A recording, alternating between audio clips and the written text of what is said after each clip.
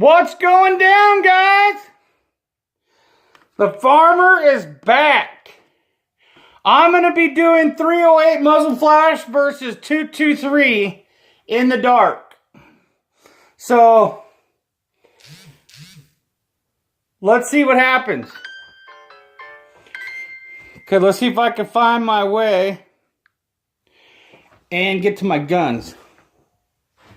So hopefully this works out.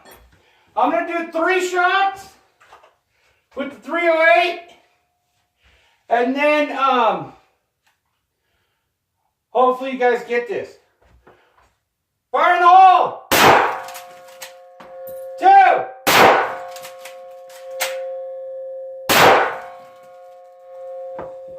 Okay, so that's 3 with the 308.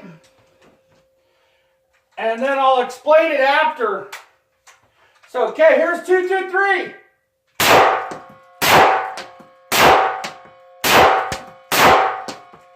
Okay, 5 shots with the 2, 2, 3.